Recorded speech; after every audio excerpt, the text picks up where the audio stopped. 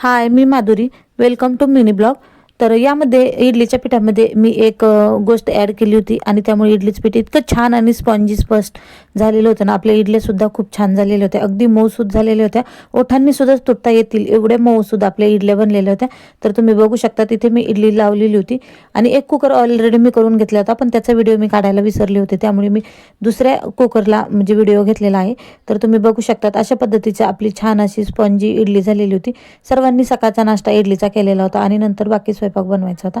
तर आधी तुम्ही बघू शकता, तिथे खूप मऊसूद आपली इडली झालेली होती. पण इडली भिजाय घालताना जर त्यामध्ये थोडासा साबुदाणा घातला तर इडलीचं पीठ खूप छान असं मऊसूद होतं आणि त्यात जाळीसुद्धा पडते. तर अशा पद्धतीने सर्वांनी नाश्ता वगैरे करून घेतला आणि इथं आहोंनी नाश्ता करून आलेले होते, त्यामुळे त्यांनी काही नाश्ता घेतलेला नव्हता. आम्ही सर्वांनी मिळून नाश्ता करून घेतला. नंतर छोटंसं आमच्याकडे आलेली होती लाडूबाई. तर ही लाडूबाई तुम्ही बघू शकता, खूप गोड आणि क्यूट आहे.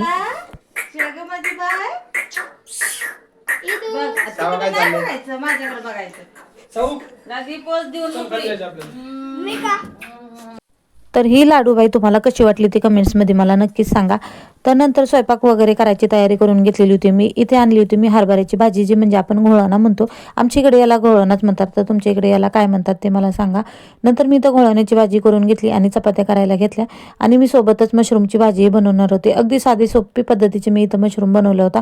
खूप छान लागतं जेव्हा तुम्ही वाटण वगैरे घालून करतात, त्यापेक्षा तुम्ही साधी सिंपल लसणाची फोडणी वगैरे घालून जर साध्या पद्धतीने जर मशरूम बनवलं तर खूप छान अशी टेस्ट लागते. आणि यामध्ये थोडासा गरम मसाला ॲड करायचा आहे. अशा पद्धतीने तर मी बिना पाण्याची जी भाजी बनवली होती, कारण मशरूमला ऑलरेडी पाणी असतं आणि ते थोडंसं झाकून ठेवलं की खूप सारं त्यात पाणी सुटतं. तरी ते माझा अशा पद्धतीचा स्वयंपाक झाला होता. भेटूया नेक्स्ट ब्लॉगमध्ये.